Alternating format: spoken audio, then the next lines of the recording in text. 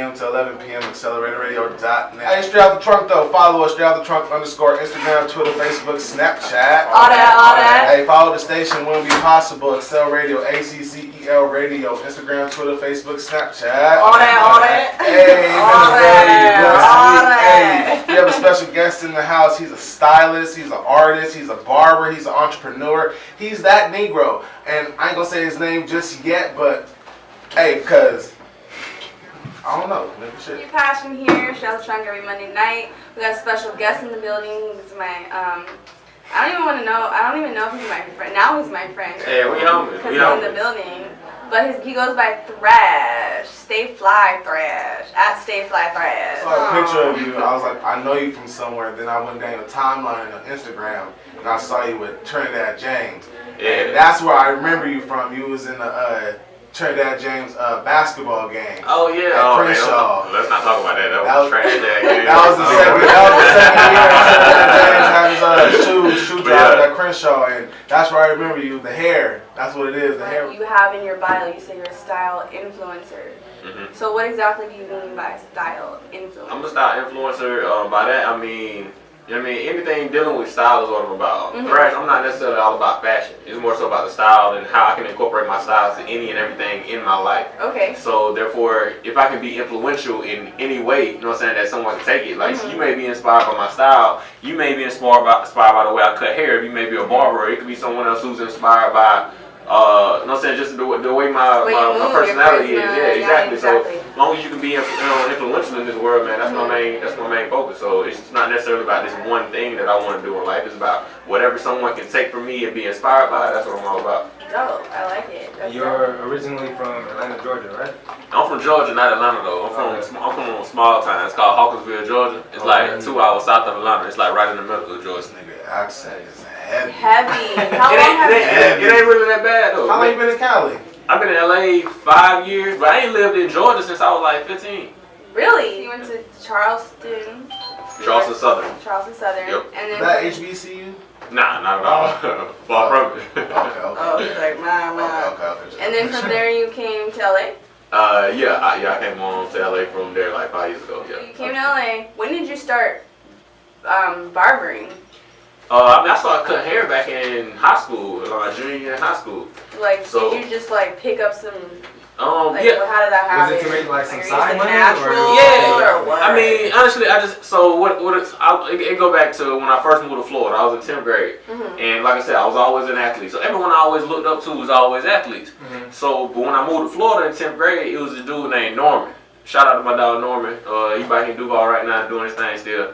He was like the first guy that wasn't an athlete that I looked up to, and he was a barber. He's cut her at school. He'll cut your hair like before school, after school, and like on lunch, whatever. He was charging people? And yeah. Okay. And it was a thing. We used to call it getting that Norman. So we used to get on the bus in the morning. Hey bro, I'm about to go get that Norman today. Oh. You know what I mean? Like it was a thing. And he was like the best dressed dude in school. He had like the baddest chick in school. Everybody was cool with him. You know what I mean? But he wasn't an athlete. So that was like the first person I ever looked up to that wasn't an athlete. Okay. So when that explains a lot already. Yeah. So like when I ended up transferring schools the next year, I went to a different school in a different district.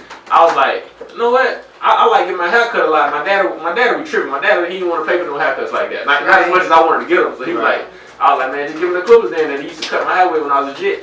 So I was like, cool. So I started cutting. I went in the bathroom, started chopping up my own shit, fucking my shit up, had to wear hoodies to school and shit. But yeah, man. So yeah. So once I went to college, that's when I started cutting a lot of my teammates' hair, and that's kind of how I got more skilled with working with different types of hair and different hair shapes and stuff like that. Artist development. Yeah. Right. Okay.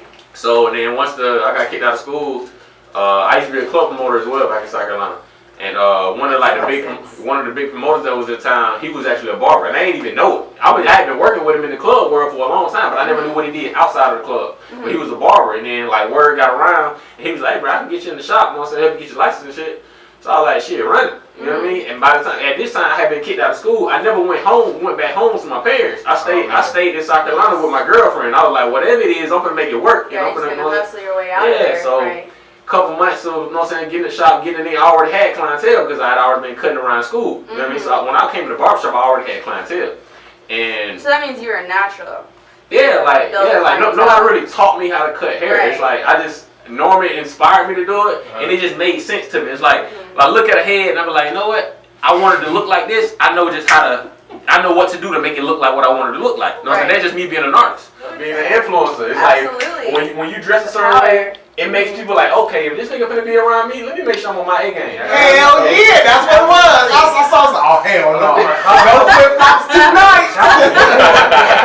I was kind of like, yeah, he ain't gonna embarrass me on that record. You feel me? Shit. Hey, where they follow you at though? What's your Instagram? Man, StayFlyThrash, man. All my social medias are the same. StayFlyThrash. STAY fly THRASH. Hey, straight out the trunk, follow us. Straight out the trunk _ Instagram, Twitter, Facebook, Snapchat. All that. Hey, so Thrash, What up?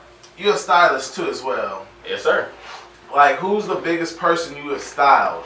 Biggest person I've styled. I mean, I can't say I've styled him personally, but I've styled a music video for him. But I work with Prince, so I've styled a music video for Prince. God. I've also Why don't you just hit the charts? Oh, Why yeah. don't you like, he just whoa, flexed that on was his a bar. Let's make some noise. Like, I thought he was gonna say like Chris Brown or something. He said He Prince. said Prince. Yeah, That's we dope. Shout out to Prince. Wasn't it his an anniversary or something? Like last week it was his Shout out 1 to year. Prince. Rest in peace. What was the experience styling Prince for a music video? Well, with the video, it was cool, man. It was real hectic, man. It was like some last minute type shit. You know what I mean? And like, in the industry, it's a lot of that kind of stuff. But like, when you dealing with someone that big and like you can't fuck up, you know what I mean? It's just a lot on your shoulders. But I mean, we pulled it off. You know what I'm saying? Came out dope. It's the Breakfast Can Wait video if y'all want to go check it out or whatever. And also when he performed on the Arsenio Hall show. I know you got a lot going on. What else you do? I mean, I do a few things, man. But I mean, right now, I'm mainly just focusing on the barbering, designing more stuff. Like you see me do crazy stuff like freak the insides of my jacket. God, you have your own tag in your jacket. Yeah. That was the noise? So you know what I'm saying, when it comes to designing and styling, You know how to sew? I do, but I don't really sew none of my own stuff. I got like tailors and stuff that I work with, just because I like everything to be. You know, so I'm very particular about everything. It off my shoulders because you just got. What's more of a challenge? Barbering or styling? Or does it go hand in hand?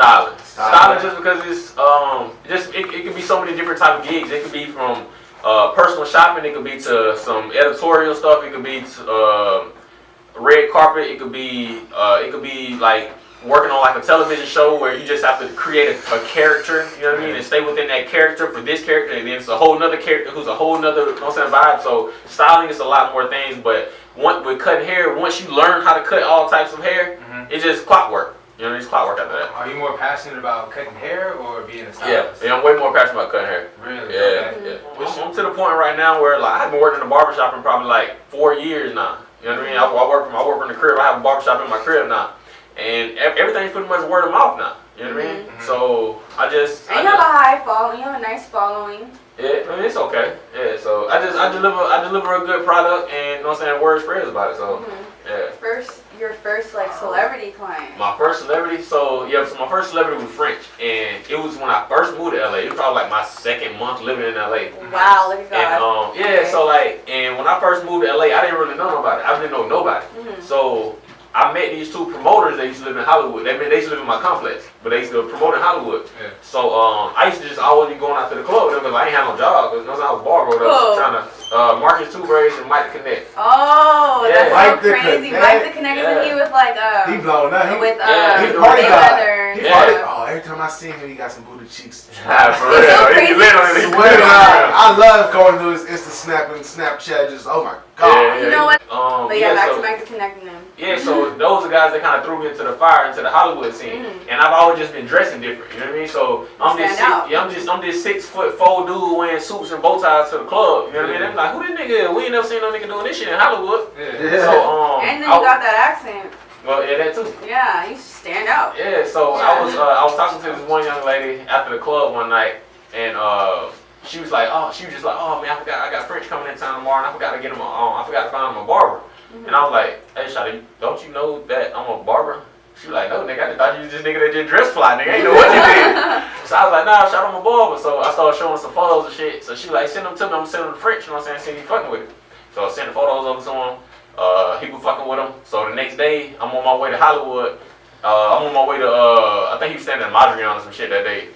And I remember I didn't even really know who French was. Like I just really knew his name. You know what I mean? This was 5 years ago. He was really just on the buzz. You got him right when he this is when Stay Scheming probably came out. So I'm driving to Hollywood, and I'm literally Googling this nigga so I know what he actually looks like when I walk in the room, because you don't want to walk in there looking crazy and not even know who the fucking, you know what I'm saying, principal person is. So me and French, we were rocking for a little minute, and then we just kept missing each other, man. Like I was out of town on some styling gigs and shit like that, and he just popped into town and, you know what I'm saying, called me thinking I'm in town, and that's when I started having to send JC to him and shit like that. So yeah, that's how all that stuff went down. But yeah, French was my very first. Ray went the Brotherhood barbershop when he opened it. He was like, bro, I got this. I got my partner. He got a barbershop out in the valley. I'm gonna put you in there. As soon as the shop open, bring you back through. You know what I'm saying? Get you running like that. So they started promoting me and shit, bring me through. Yeah. So man, shout out to Don and Ray, man. They've been holding me down for years now, for like almost 5 years now. So yeah, I got mad respect for them boys. Yeah, I respect what they stand for. Like when it's brotherhood, like it really is a brotherhood. Yeah. So man, I read somewhere. I see that you like to give back to your community. I saw that you spoke at an elementary school not too long ago. Yeah, that was yeah, man. I love doing it, man. Like I said, my whole thing is about inspiring people and influencing people. Mm-hmm. So any chance I get to talk to some kids about what I'm doing and how to develop who you are and chase your dreams and stuff like that, man, I jump on the first chance I get. Right. You know what I'm saying? I cancel some shit to do that. So I'm in there reading to a kindergarten class, reading this little kindergarten book, and all of them, they feel like they relate to me because I got gold teeth. Cause you know all the little kids, they got the little silver caps on their teeth. Yeah. They're like, oh, you just like me. I'm like, yeah, something like that. Something like that. What's your relationship like with your family? What's your support system like? Man, my family is great, man. They started that way? No, they kind of, man. So with my dad, we actually had to sit down a few years back, and he was telling me why he was so hard on me when I was growing up. Cause like, not saying we had a bad relationship, we just, I felt like they felt like I was the black sheep of the family. You know what I mean? Just cause like I was an athlete, I used to stay in trouble, like my grades weren't good and shit like that. Mm-hmm. And just always fucking up. Yeah, like I got I fucked around and got a full scholarship and still fucked it up. You know what I mean? So he ended up telling me, he's like, the reason I was so tough on you is because I never knew what you were passionate about. He's like, I never knew what you really wanted to do because athletics came too easy to you. He's like, I didn't even really have a passion for that shit. It's just what I did because that's all I knew. Right. So he was like, once I moved to LA and I started doing the styling stuff and cutting hair and modeling, he's like, I see you really got a passion for it and you affecting people. So he's like, he's like, my dad, he still, like, he don't care nothing about fashion and none of the cosmetic shit. He's like, as long as I see you doing what you love and you're being independent. Yeah, and they ain't asking him for shit. He's like, I support you, you know what I'm saying, whatever you need. Mm-hmm. And my mama the same way. My mama my biggest supporter. Like I got my mama name tatted on my ribs in the Superman letters because in high school, I was a big athlete, and so they nicknamed me Superman because I could jump so high. So my mama made a MySpace page called Super Mom. So to this day, my mama tatted on my ribs and Superman letters. Like, you know what I'm saying? My mama my biggest supporter. Yeah, you used to call your haircuts 2 bitches and a blowjob. Damn, where y'all find that shit at? So how that happened was, so I told you when I got kicked out of school, I was 19. So when I went to the barbershop, I was the only young nigga in there. Everybody else was like married with kids and all that. You know what I mean? So as a form of marketing, I started calling my haircuts 2 bitches and a blowjob because I say every time you get a haircut by me, you guarantee to get 2 bitches and a blowjob. Oh my goodness! It got to the point where like niggas was really coming to the shop like, hey bro, I need to get that 2 bitches and a blowjob, nigga. But all the other barbers, all the old head barbers that was in the barbershop, they thought I was crazy. You're good at marketing. I mean, I just be doing me. I didn't even know what I was doing. I'm just doing some shit, making it cool, and you know what I'm saying? It's cool. But you're living what God wanted you. You're living your destiny. You're living your purpose, and I like it because you're doing it for the people. You're doing it for the culture. Like you don't give a fuck about that. Hey, our last 2 questions. What's your goal for the rest of the year, and what's your message to your fans? Man, my goal for the rest of the year. So one thing I want to talk about, I'm working on a swimwear line right now. So that's one. That's one of my things, man. So I'm ready to fuck up a Vegas pool party. You did? And I'm gonna wear it. Yeah, I mean, well, it's only men's right now, but when women get right, you know what I'm saying, we're gonna get y'all right. But that's one of my big things that I'm working on, man, that I really want to see all the way through. You know what I mean? It's like creating my own line with my boy John from back in South Carolina, but we're creating our own line from scratch. You know what I mean? Not just screen prints and T-shirts or some Snapchats. You know what I mean? So that's one of my big things. But then also it's just to my fans, I just want to influence my fans and encourage them to do their own thing, man. Watch my, watch what I do. See how I do it. You know what I mean? Like I invite everybody into my world, man. Like people DM me, ask me questions. Like I answer all of my DMs. You know what I mean? Just because I really want. I don't want. Like I don't want people to feel like I'm not like them. You know what I mean? Like forget the success and the fame or whatever, or the how many fucking followers I got. Nigga, I'm flesh and blood like everybody else is. You know what I mean? So any chance I can get to talk to my fans or whatever, like I do. So I mean that's thrash. That's thrash in the I nutshell. totally support your movement. Totally. Shout your shit out. Yo, you guys know you can follow me on all social medias, Twitter, Instagram, Snapchat at that guy Monty, MONTE. Talk to me, I talk back. Thrash, shout your shit out. StayFlyThrash on all social medias. That's StayFlyThrash. You guys already know you can follow me at Nate Passion. That's NAE Passion on all social media outlets. Your girl sings, SoundCloud, Instagram, Snapchat, Facebook, all that. Hey, it's your boy Bankhead. Straight out the trunk every Monday. Thank you for listening, all you people out there, people who tuned in on Facebook Live and all that. Hey, subscribe to our YouTube, Straight Out the Trunk TV on YouTube. Subscribe, click that button, like, comment, share.